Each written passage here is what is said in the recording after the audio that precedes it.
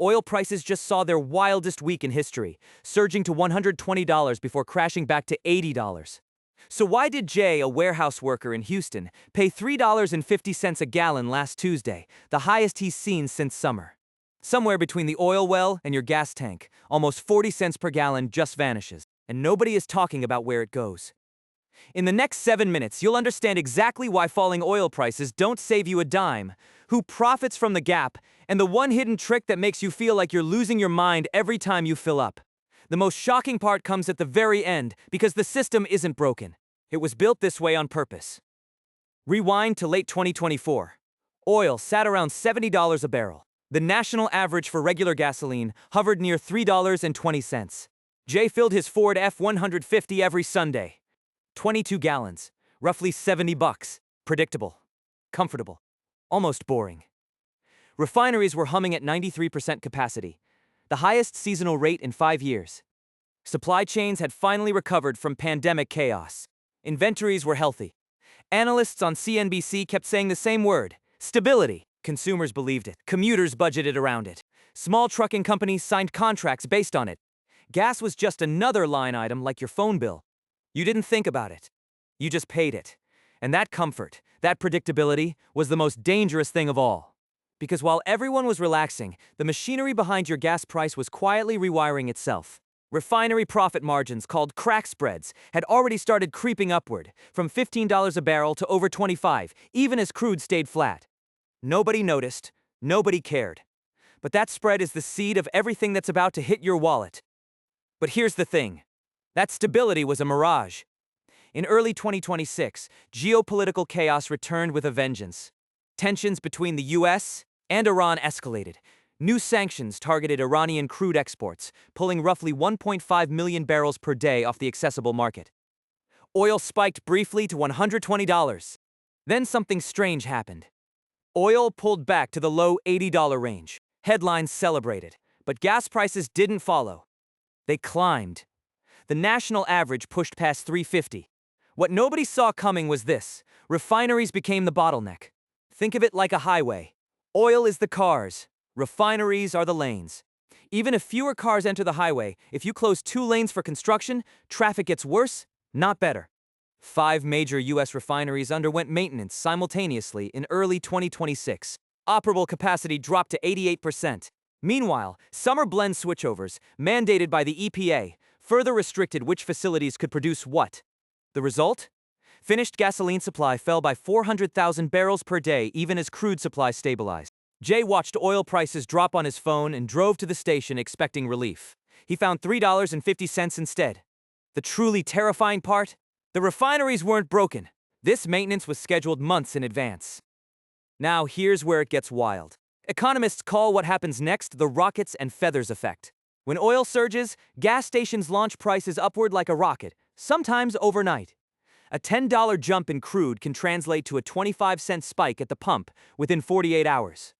But when oil falls that same $10, prices drift down like a feather. It takes 2 to 6 weeks for the same reduction to reach your receipt. Researchers at the University of California found that American consumers lose an estimated $3.5 billion per year from this asymmetry alone. That's roughly $28 stolen from every household annually, not by any single villain, but by the structure of the system itself. And then there's the regional trap. Gasoline isn't one product. California requires a special low-emission summer blend that only 7 refineries in the country can produce. If even one goes offline, California gas prices can spike 40 cents above the national average overnight. Illinois, the Pacific Northwest, the Northeast Corridor, they all have unique blend requirements. You can't just truck in gas from Texas to fix a shortage in Los Angeles. It's like needing a type O blood transfusion, and the hospital only has type A. Close doesn't count. Ironically, the environmental rules designed to protect, you're the same rules that make you pay more when supply hiccups. So what does this mean for your life right now? Let's get specific. Jay's weekly fuel bill went from $70 to roughly $80. That's $40 extra a month. $520 a year. That's not abstract. That's a car insurance payment.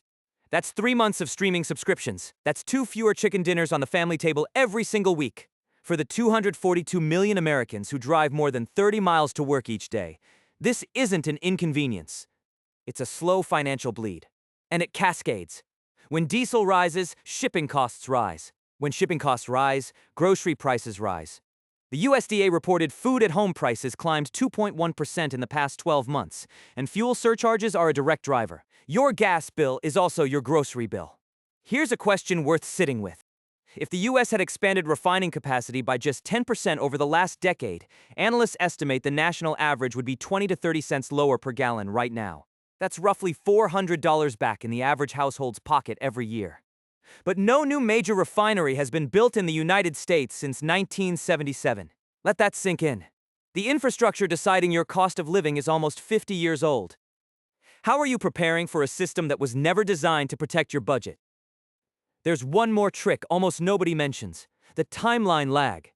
The gas you pump today was refined from crude purchased 2 to 4 weeks ago, when prices may have been higher.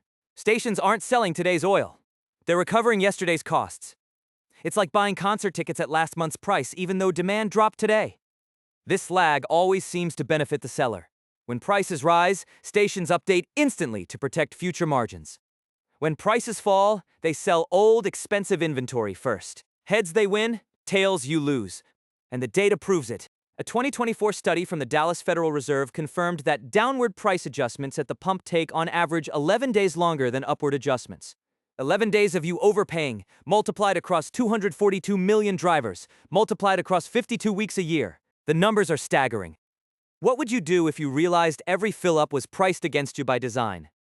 Jay still fills up every Sunday. He still pays whatever the sign says.